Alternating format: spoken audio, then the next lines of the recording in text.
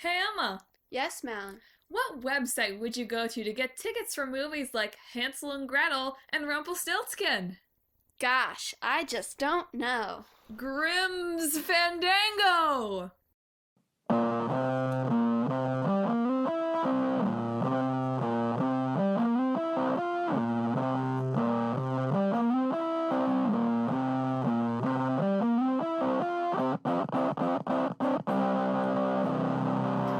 Hello, and welcome to Talk This. It's dangerous to podcast alone. I'm one of your hosts, Emma. And I'm your second talking host, Madelyn. Talking host? Yeah, Okay. as opposed to the other silent hosts.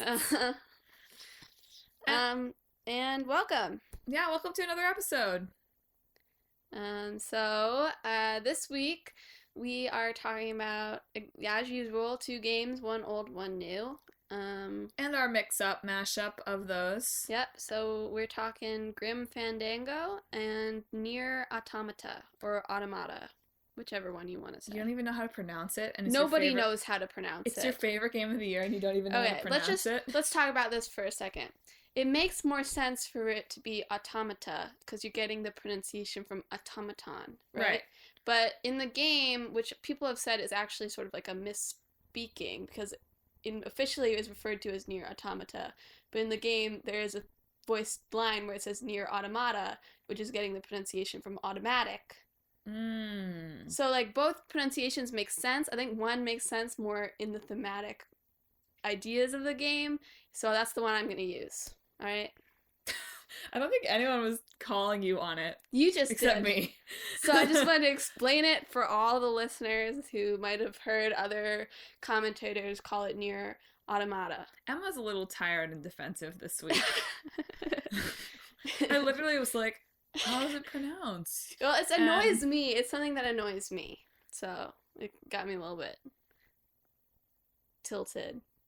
Tilted? Apparently that's I've been working at a camp this week, and one of my fellow counselors uses tilted a lot, which apparently means like... Yeah, like off kilter. Yeah. Off. Yeah.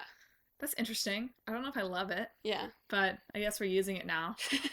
So, hashtag tilted. Hashtag tilted talk this. TTT. So let's jump in. Yeah. Before I say something else to make Emma launch on a little defensive tirade.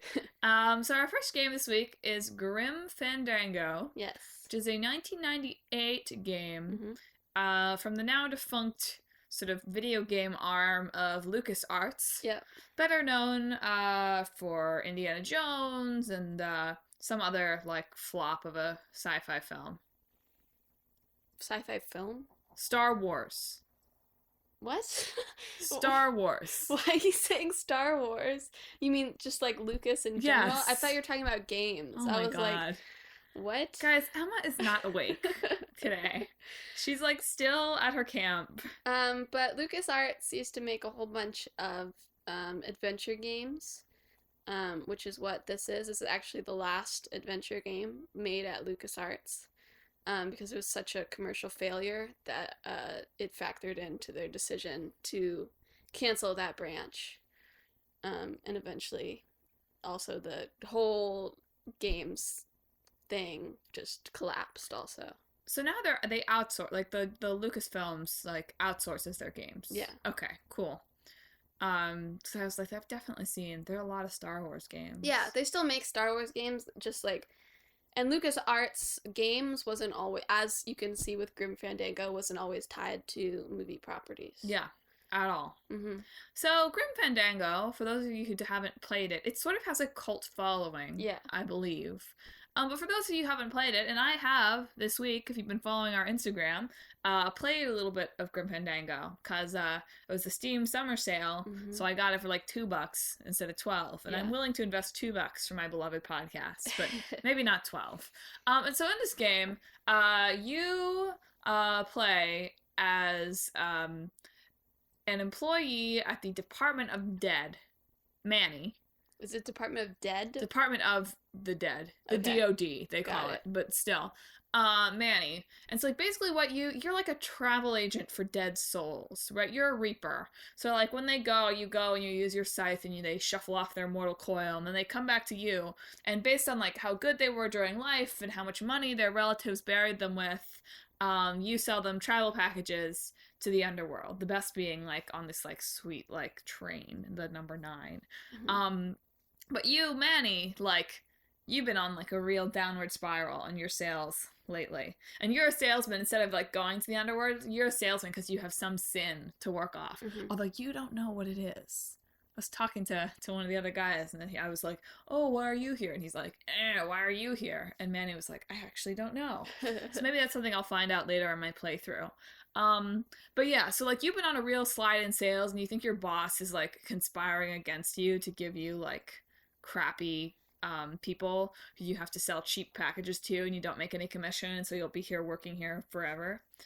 And so, yeah, it sort of picks up from there, and it's a little bit film noir style. Oh, and you're a skeleton. Yeah. Probably should have mentioned that. It's sort of Day of the Dead. Day of the Dead, Mexican tradition mixed with film noir. Yeah. And it does literally begin on the Day of the Dead. Yeah. So. But it isn't, like, the driving crux of the plot, like, you steal one of, Okay, so yeah, so I was just telling Emma about, like, I mean, you've probably researched this too, but I was just telling Emma about my first, like, 2 or 3 hours of gaming experience, which probably for the average person should only be an hour, but I suck, so whatever. So it's like, so you think that your boss is, like, screwing you. So you decide that, okay, you've got to figure out a way to get a good client. So basically you steal one of your coworker and nemesis, Domino, who's, like, the hotshot salesman. He's got your office now, whatever. You steal one of his clients from the communication system. And she turns out to be, like, a saint. But there's something wrong with her file that you think that she's eligible for the train, but, like, you can't sell it to her. Mm-hmm. So she just, like, kind of ends up walking off while your boss is, like, yelling at you for stealing. And so, like, they're gonna, like, kick you out, right? He's like, oh, I'm gonna get the police on you. You're never gonna get to leave, whatever. Mm-hmm. And then you are rescued, and this is not really a spoiler. I assume this game goes on for a lot longer. Yeah. You're rescued by, like, this sort of, oh no, I can't remember what they're called anymore. But this sort of, like, vigilante organization that, like, thinks that the Department of the Dead is corrupt from the inside, and they want to bring them down, that kind of thing. And so you sort of start to work with them. Yeah. So yeah, and that's about as far as I've gotten in the game, but I think that probably about sets it up. Yeah. And folks, I understand why this game was a flop. Mm-hmm. It's not that I'm not enjoying it or that I don't think it's going to be a good game, because I am enjoying it, and I will probably continue to play it even though this episode is over and, you know, I don't really have to anymore. Yeah. I will probably continue to play it because I'm invested enough, and I've invested enough time in it. But it's really frustrating. So, like, the mechanic of the game, like, I realized what we just set up, like, we set it up, it's like it's a movie. Yeah. Right? And it's not like you're going around, like, battling the undead, because you are the undead. It's just literally sort of like a puzzle game. Yeah, it's an adventure game. Or a logic game. Yeah, but when I think of, like, I can't think of, like, very many games that I would categorize quite like this. It used to be a really huge genre, or a pretty big genre, which is sort of like their point and click sort of adventure games that have some puzzle elements to them. I think you could sort of trace, like, stuff like Phoenix Wright also to the adventure game genre. Mm-hmm. It's like sort of adventure game mashed with visual novel. Mm-hmm. But they used to make a lot of them, and then when this one was such a failure, like, it was also sort of during the decline of the genre as a viable selling thing. It's too bad. It's a really ambitious sort of concept for the game. Mm-hmm. And the voice acting is great. Yeah. And funny and fun. Mm-hmm. Like, has that sort of, like, you know, you've got your, like, secretary that you've got that kind of film noir banter with, and, like, there's just all sorts of, like, funny stuff going on in the dialogue all the time. And it's visually, I mean, I am playing Grim Fandango Remastered. So it's a little nicer looking. But you can, like, switch it back and forth on the computer if you want to see what it looks like. And it still looks very nice in the original. Yeah. So it's, like, the graphics are good. The story idea is good. But the sort of main, like, mechanic of the game, like we were saying, is, like, basically it's, like, you have to figure out how to do things. Yeah. Like, okay, so I'll give like the very first like puzzle example, right? And so this is a spoiler if you're gonna play the game, but you'll thank me because it would be really frustrating if you didn't know there was something to turn to online. So like I said, it's like you want to steal one of your nemesis Domino's clients, right? So the way you guys get like the assignments is through like a tube kind of system. You get like a tube that comes into your office and like shoots your assignment to you in like a little tube, right? So like the door eventually to sort of like the main tube center where like the things go out, like the door to that room is open, but the actual sort of dispenser is locked. So what you do is you have to go outside to the Day of the Dead festival that you can't actually enter, but there's a balloon guy, like a balloon artist there, who will make like any number of balloon things for you. So he'll make you a cat, he'll make you a dingo, he'll make you Robert Frost, which is my favorite, and he'll make you a dead worm. Dead worm, of course, being an empty balloon. So there's also a room in your office that has your packing fluid, like your packing material, the stuff that'll like gum up like dead bodies. So you have to know to get 2 dead worms, to go fill that with each kind of packing material, go back to your office where the tube is open, throw those 2 balloons down your tube so it gums up the system that sends them up. So then there'll be like a maintenance worker who comes in to fix that, who's also like a spirit and weird looking, but whatever. So you go in, you talk to him, you try to get in with him, you can't. You have to know to like unlock the door that he has open behind him so that when he leaves, he'll just close it, but the lock will still hit, so it'll stay open. Then you go in, and using the deck of cards that you had to have noticed on your desk and picked up, you'll shove that into the tube system and hold one of the tubes there long enough for you to read the name of the client. Yeah. So there's a lot of steps there. Yeah. And a lot of like, well, hopefully you notice that little like cursor that tells you there's something to pick up or something to do here. Because it's like, yeah, like I got a little bit stuck and I had to redo stuff because like I thought when I found that mechanic and I couldn't get in, I was like, okay, maybe I have to get him a specific balloon animal or something, and that'll win him over or whatever. Or you give a fire extinguisher, and like he was on fire, and he was like, don't use that, like it'll blow everything up. So I was like, great, I'll blow him up. But Amanda was like, there's nothing on fire here. So I couldn't. And so I left the room, and then he fixed it. And so I had to do it all over again, and then I went back and I noticed the lock. Yeah. One thing about Grim Fandango that I was reading, as opposed to having like a HUD system of any sort, like that'll indicate points of interest, Manny will turn his head towards it in the game if there's something to look at or someone to talk to. Wow, that's news to me. Yeah, so like as you're going by things, he'll turn his head to look at things, apparently. To look at points of interest. That's interesting. Yeah. Like, cause like we have like the mouse has a. Yeah, like when you mouse over it, you'll see like things you can do with it, right? Like you can look at it or pick it up or whatever, right? Interact with it. Yeah. But instead of like indicating things that you should look at, he'll like turn his head to things. That's cool. Yeah. But yeah, so it's like really, really, really satisfying when you solve a puzzle without cheating. Yeah. Which I've done for most of them. Yeah. So far. But it's also very frustrating when it's like you know that you have all the stuff that you need. Like there's no other stuff that you can pick up and you still can't figure out what to do. Yeah. So it's like for me, playing this game 20 years after its original release, like it's not quite as frustrating. Like it's frustrating for my pride to be like, oh, I can't figure it out, like better go check the walkthrough online. But in 1998, this must have been like just like horrible. Yeah. Yeah, or maybe we're just dumber. Who knows? I was also thinking that. I was like, maybe people were more observant. But I mean, as despite its commercial failure, it really was a huge critical success of a game. And something like this is made by a guy named Tim Schafer. I think it was his last game that he made when he was working at LucasArts, and then he moved on and founded his own production, which is Double Fine, who did the remaster of this. Yeah.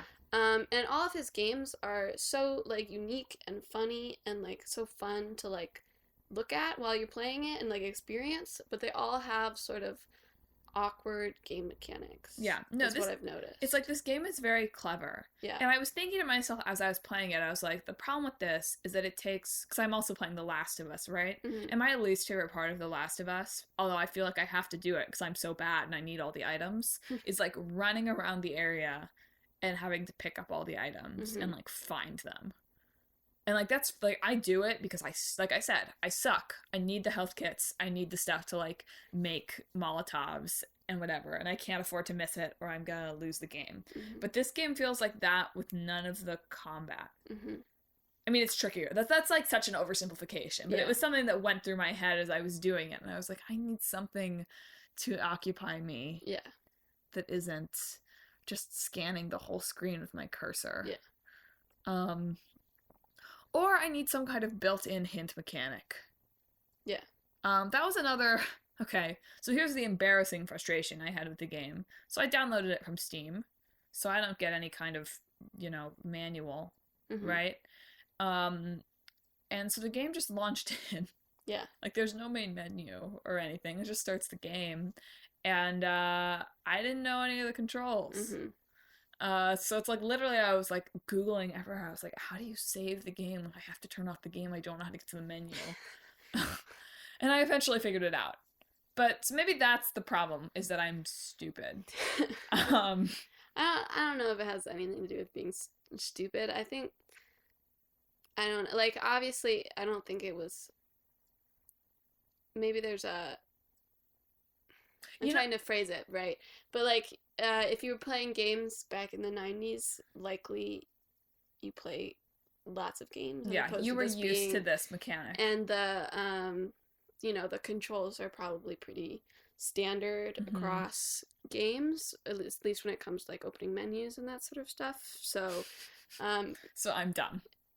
I mean, no, it's just that you don't play a ton of games That's on your true. PC. If I was on the PlayStation, I would have known to hit start. Yeah. But, yeah. Whereas, like, a lot of games on the computer, you press escape to get to the menu. You know what this is the video game version of? What?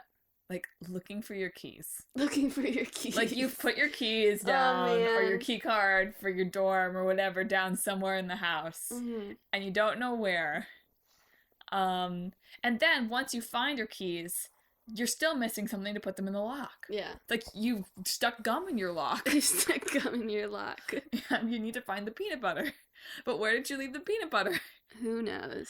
So yeah, I'm like ragging on this game. It's not bad. It's like interesting, and it's really like actually challenges you as a gamer. But as we've established over Talk This, I don't like to be bad at video games. Yeah.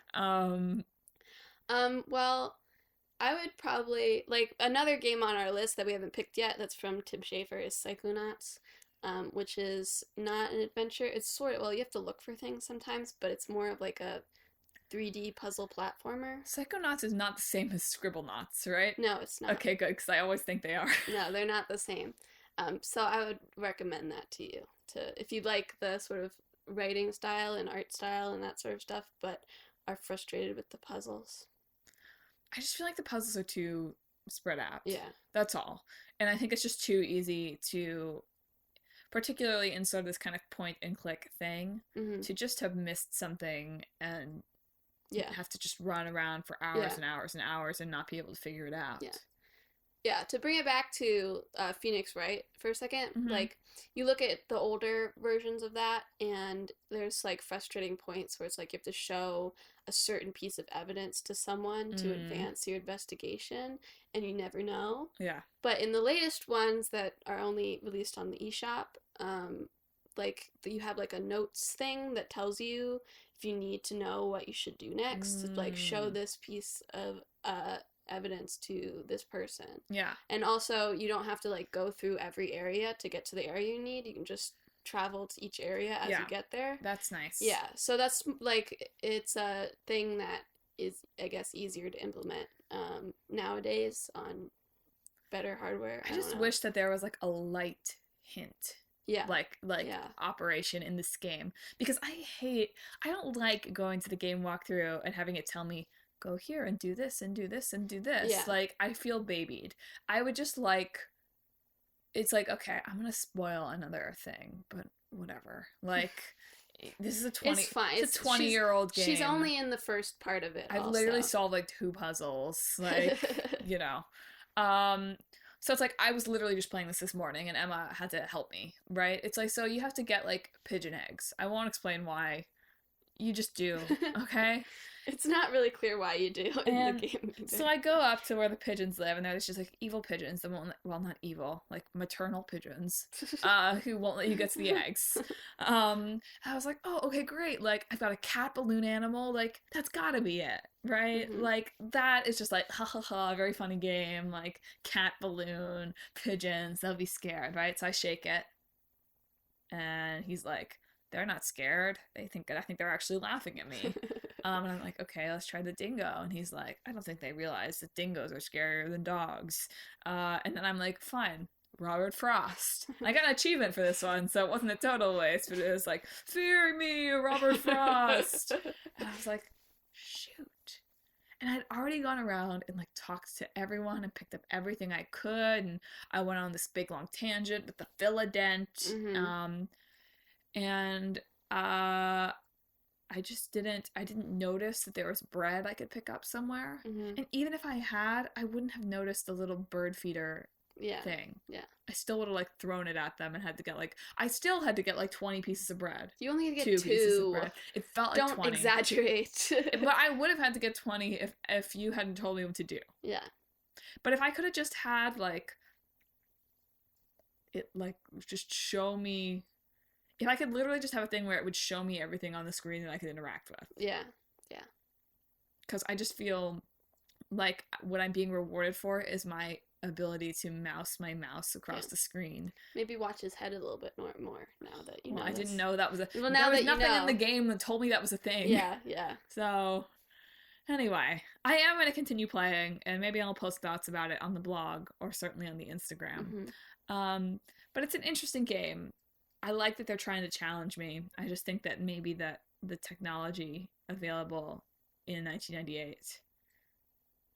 Yeah. I just don't know who this game would appeal to. Yeah.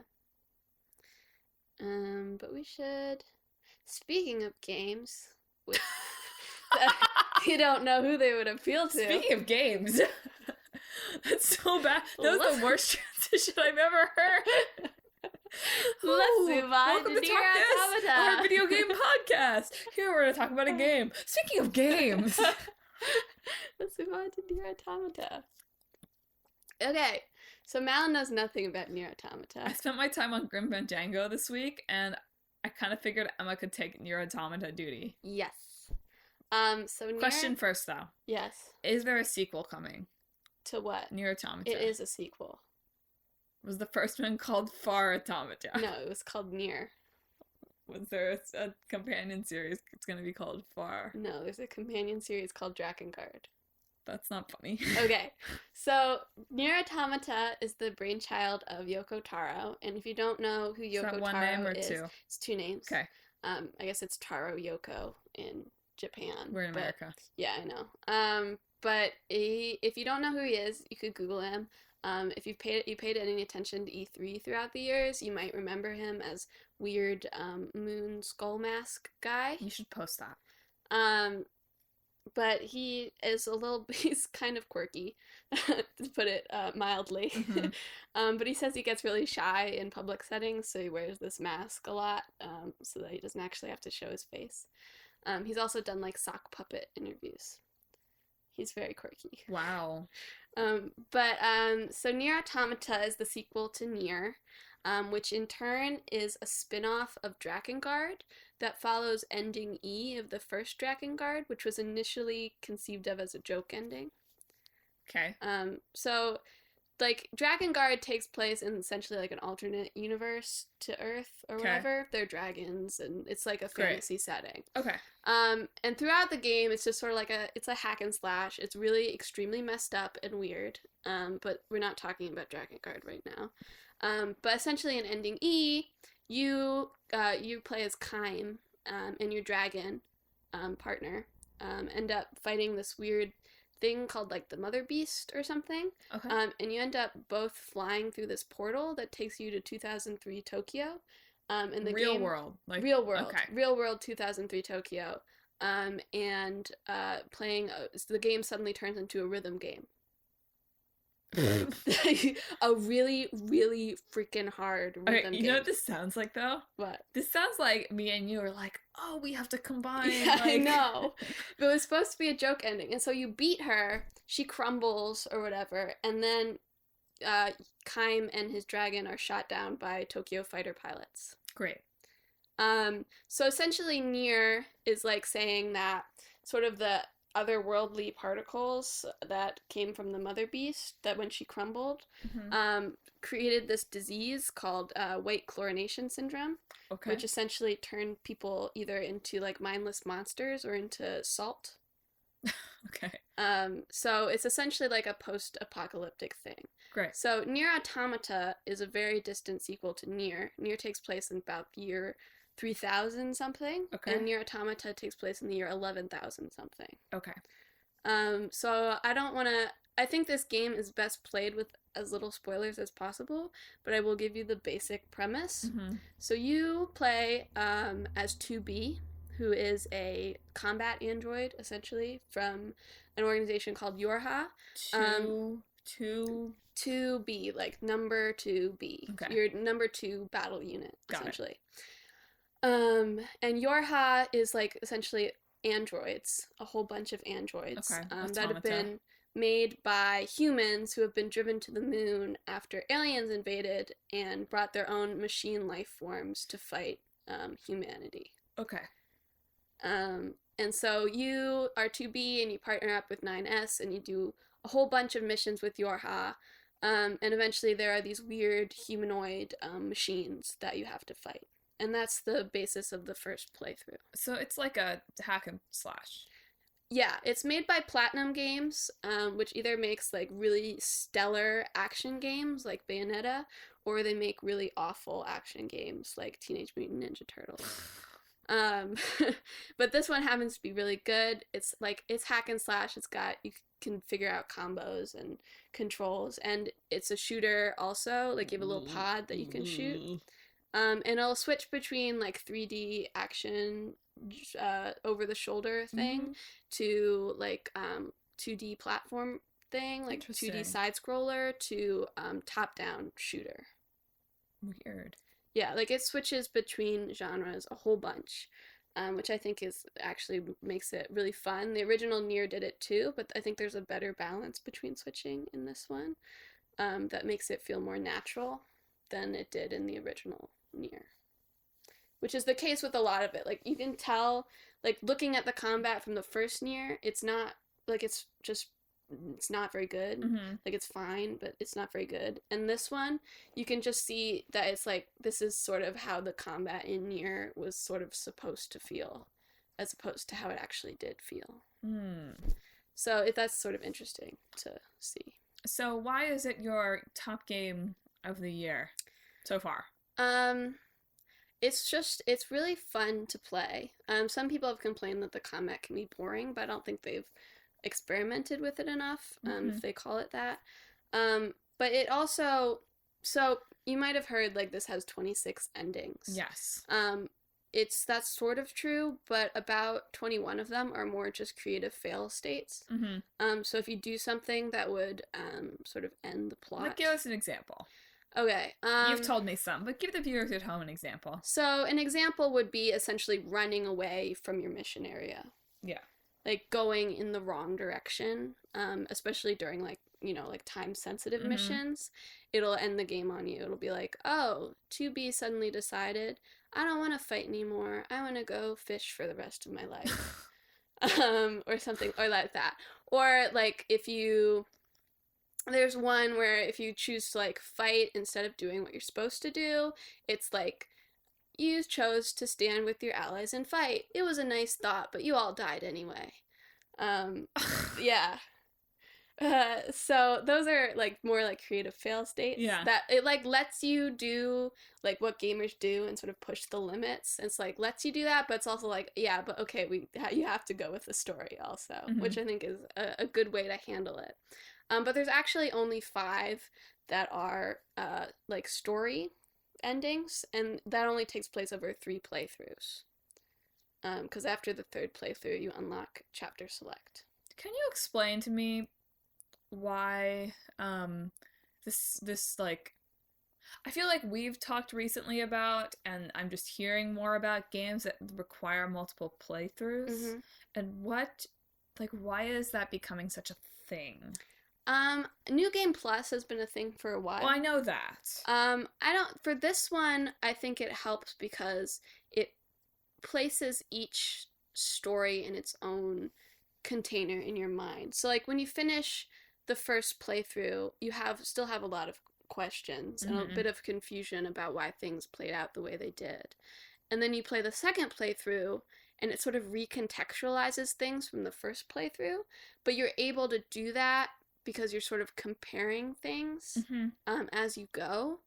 And it answers some questions, but not all of them. And it introduces some new weird elements also. And then the third playthrough, which you start that and you're like, what? Wait. Because it's like, all that was a prologue, people. So that also, like, all through that is recontextualizing to the very, very end everything else that has happened in the game. Like, with 2 pieces of information released right, like, before the final boss battle, the entire story that you've gone through is just placed in a new perspective. And then your entire views on the characters is, like, turned on its head, essentially. Yeah. And events but it's brilliant in a way because everything follows, like, in context from the way you're interpreting it. Like, there are things that seem a little weird, but also seem like sort of like, oh, this is just fitting into some conventions of this genre. You know, like some overdramatic emotional things and weirdness and that sort of stuff. But then you get to the ending and you think back through the entire story and suddenly everything still makes sense, but in an entirely different way. Bruce Willis was dead the whole time. Exactly. Okay, but I guess what I'm asking about these different endings is, like, so say, like, I pick up NieR Automata, and you know me, like, I don't spend as much time playing video games, and I play through and I get to the first ending, and I stop. There's a note from Square Enix at the end of the first ending saying, hey, thanks for playing NieR Automata ending A. This is only the first part of what the game has to offer. Reload your save to start story route B. But see, then, like, is it justified to really call them endings? I know the game does, and so I'm not disputing, like, you're calling them endings because the game calls them endings, like, whatever. I'm, like, going on, like, big picture, sort of, like, how we talk about this. Like, is it really justified to call this and other games where you have endings, but, like, you're not really meant to stop playing the game? Yeah. Like, to really call those different playthroughs and different endings when there's really an ending that you're supposed to get to. Yeah.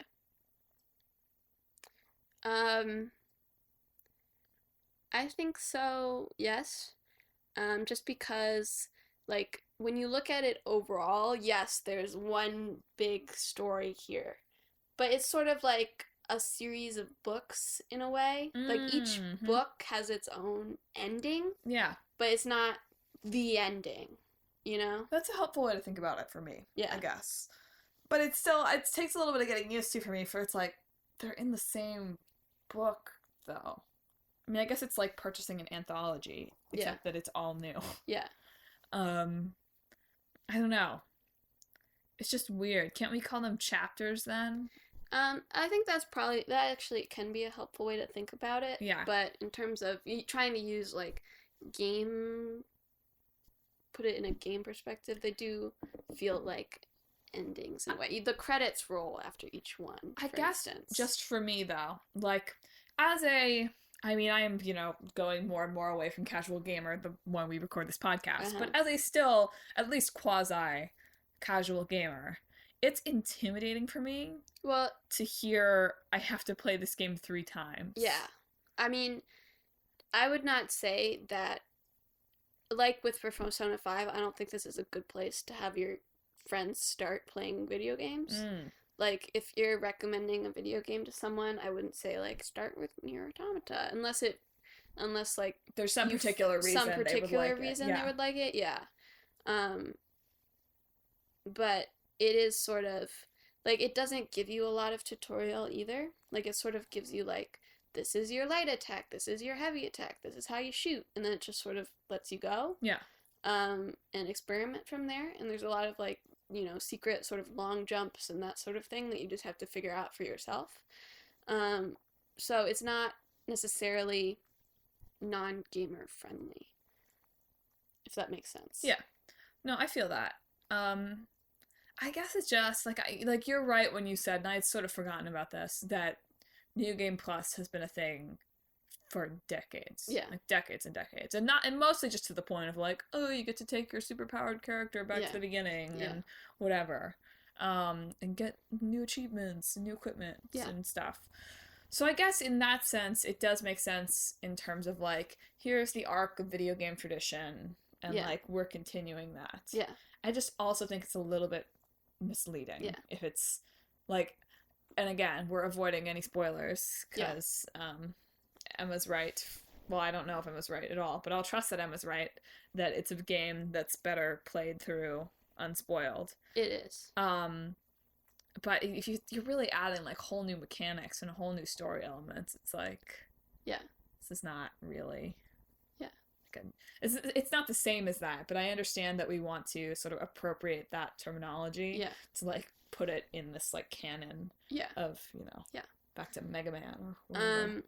Just to compare it to Yoko Taro's other games, they all have multiple endings. I think this one uses it to best effect in some ways. Like, NieR has, like, 2 playthroughs, essentially, that are different, and then you can get another ending, but you have to play through the entire of, like, the second half of the game again. Yeah, like, that's exactly the same as the second playthrough to get to it. And it also requires that you get every weapon in the game, which often includes doing some really menial side quests. This also has better side quest design than the original NieR. They're actually sort of interesting and appropriate thematically. Yeah. I like all of them as opposed to just a couple of them. And Drakengard requires playthroughs that you, like, pick up different people or something. So it has 5 different endings. But you essentially play the same game 5 times. Yeah.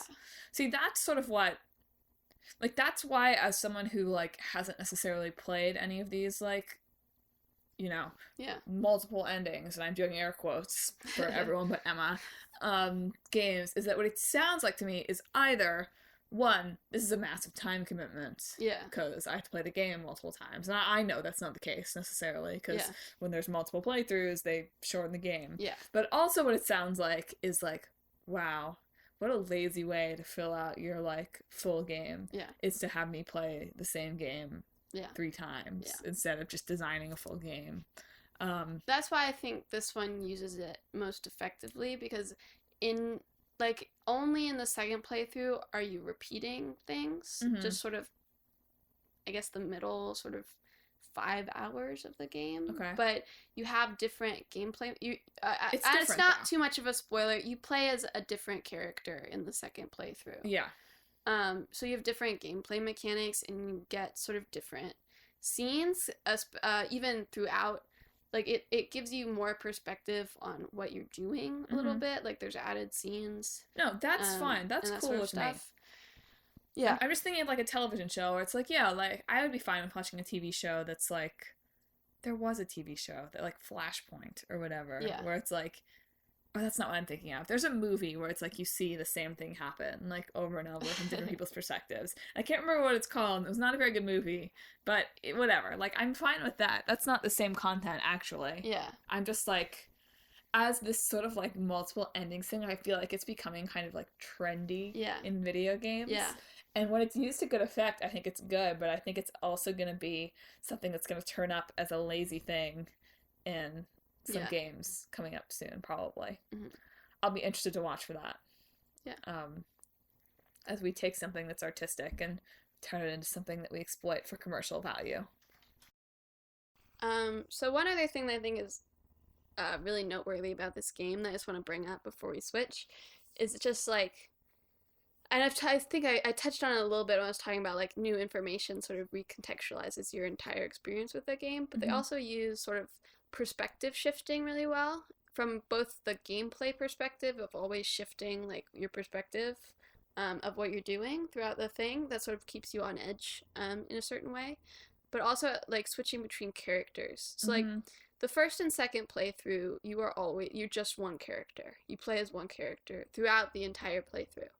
And it does a lot to connect you to that character and try to make sure that you're identifying with them. And sort of through like gameplay and even through repeated things, like a character will remark like, this is so tedious and boring, like when you're repeating a certain side quest. And it's like, yeah, this is because I've done this before, you know? Yeah. So it's really putting you in that character's shoes in sort of a creative way. But then the third playthrough will switch you between characters really frequently, oftentimes in the middle of battles. And I think it does a lot to, like, because the third playthrough is so remarkably different.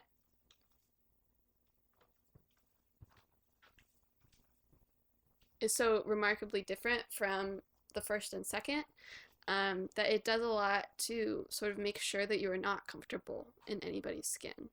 That you're not like settling into identifying with that character, that you're feeling a little bit distanced from them, because you are not just one of them, you're several of them at certain times. And it doesn't want you to connect with one of them above another one, or even really be connecting with them. So I think that's sort of a really creative way to use like a gameplay mechanic. Like in books, you can sort of switch narrators to a certain effect, but I don't think it would work as well in like the third playthrough of like switching like paragraph to paragraph, trying to switch between perspectives. And so that's sort of like a unique narrative technique that can really, I think, be used most effectively in video games, which is partially why I really like this, because I really don't think this story would work nearly as well in any other media form. So speaking of video games, let's make our own. This is going to be really hard because I know so little about NieR Automata and not even really very much about Grim Fandango. Yeah. So this is going to be just one for the books. Yeah. Neither of these games would work very well in our wellness center. No. Either, I don't think. Oh, maybe Grim Fandango. It's like you're in a room and you have to solve a puzzle, and every time you get it wrong, you have to just run around the room again. Isn't that like just escape room? Yeah, but those are usually pretty small. This one's like a whole neighborhood. A whole neighborhood. Looking for your keys. And then you have to get the gum out of the lock. Okay. So you're okay. So we're gonna use like the perspective shifting, right? Yeah. And multiple playthroughs, and some kind of like puzzle solver, but also shooting. And the future. But okay, so in the first playthrough, you're alive. And you play through something, and it ends with you dying. Okay. And you think that you just like screwed up. Like any time that you die in the game, it triggers an ending. And you're like, crap, I'm just gonna go back. But you go back and you're dead. And it's a totally different story. And every once in a while you can reanimate yourself and go back to where you were in the living story. Oh, that's sort of neat. I don't Oh my god. No, I'm just trying to... It would be hard to implement? So you're saying there's a set point in which you are forced to die, essentially? Okay, like, so you're I in a battle, you can't win. I think that maybe it's a combo, right? Like, it's some kind of fighting shooter type game. And so if you're me, you're going to die constantly. And so every time you die, you do switch. But there are defined points in the story where, like, you hit, like, a required death or a required reanimation. Like, something you can't get through until you've done whatever in the game above, to make sure that they're progressing at a semi-even way. I mean, that might mean you die and you have to immediately reanimate yourself somehow through some tedious side quest that you say is tedious. Not through some tedious side quest, through some dumb, like, point and click you have puzzle. to put together the reanimation machine again and find it. That's what it is. I like that. I don't know what the story of it is, though. I need help with the story. I don't know. You're a travel agent. You're a travel agent, just like in Grim Fandango. That's I don't know, when you die, you have a heart attack. You're just a really unlucky travel agent. Well, that's kind of an Indiana Jones kind of vibe. I mean, he's an archaeology professor, but similar kind of humble, sciencey, not sciencey at all, humble roots thrust into something more exciting. So you're a travel agent in the future. You coordinate travel to alien worlds, and you inadvertently start a war with an alien world. Yeah. Because you were trying to you were trying to, like, start travel in between the alien world and Earth. So you're trying to, like... You're trying to one-up your nemesis by opening up a whole new travel zone and just, like, sending someone there. Offend somebody. You accidentally offend somebody. You sent someone who was sick with a cold that actually wiped out their whole royal family. Yes. And, this is so bad. No, this is cute. This is cool. Okay. I would play this game. So you're a travel agent in the future, and you coordinate intergalactic travel. But you haven't been doing so well lately. You've only been able to send people to, like, Mars and stuff, which, like, there's no commission on that, because it's 27,000 in AD. And, so you sent someone with a cold by mistake to this new planet to, like, open it up and be the first one to send it there and make a huge bonus. And this was someone that your coworker was supposed to work with, but you decided that you were better and you were going to sell them on this brave new world. And then they spread, like, a huge outbreak of the common cold, which these aliens have no immunity to.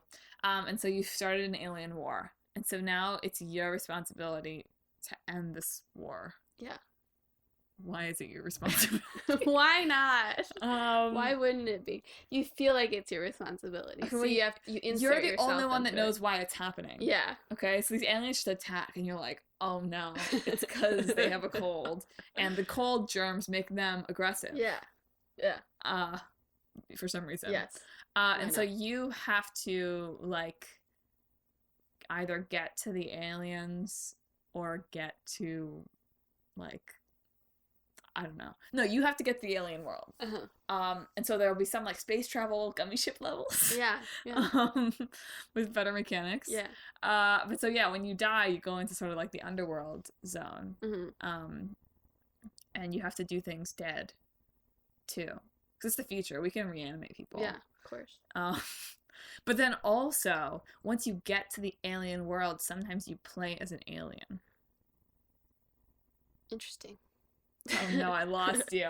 I was just thinking, like, third playthrough, you play as the aliens. Oh yeah, there you go. But no, I was saying, like how death works in NieR Automata is that since you're an android, you essentially upload your consciousness every once in a while. So when you die, you just re-download your consciousness into a new body, and you have to go collect your old body.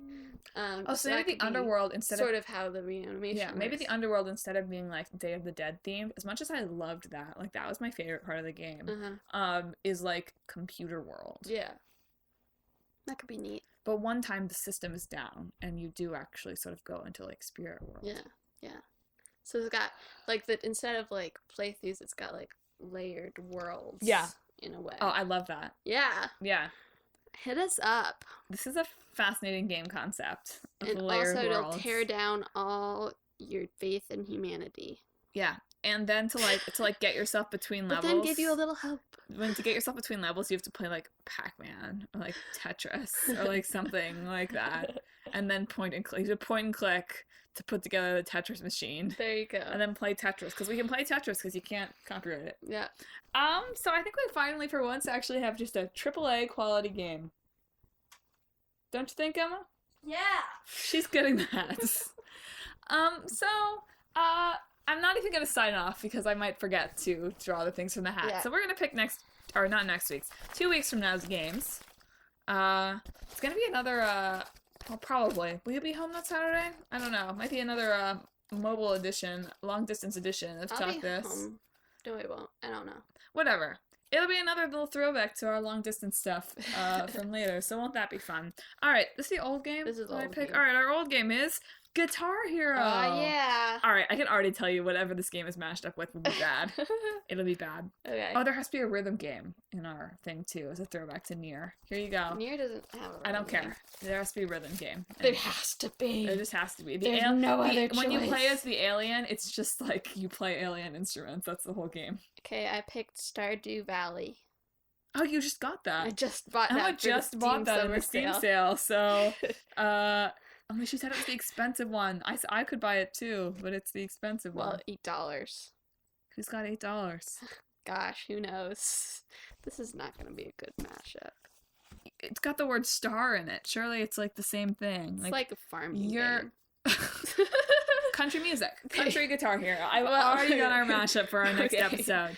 All right, so this has been another episode of Talk This. It's dangerous to podcast alone. We're your hosts, Madelyn and Emma. And thanks for tuning in and letting us into your ears today. Always remember to follow us on social media at Talk This Podcast, Facebook, Twitter, and Instagram. Yeah, we're maybe going to post some blogs this week. Yeah. The show notes are gradually coming up. Yeah. I finished Oregon Trail. I'm almost done with Mario. Nice. Did you know there are a lot of Mario games? Who knew? There are a lot of photos of them in the slideshow, so it's going to be awesome. Yeah. What else do I have to say? Tell your friends to listen. We're seeing some uptick in downloads, which is cool. Yeah. Leave us a review on iTunes. Yeah. You don't even have to leave a review, just a star rating would be awesome. Send us any memes and stuff. Mm-hmm. Video game memes or video game stories. We've been finding some cool stories this week. And tell us what games you'd like us to put in the hat. Yeah, because we got some vacancies. Mm-hmm. Or let us know if there's any games on Steam that you think we should download before July 5th. Yeah. Because, full price games. Bear in mind, we don't have, high quality gaming computers, so, Yeah. Not preferably very... Mac compatible for me. Whatever. But we just want to talk to you. We just want to chat about anything, really. And we also hope that you have a great day.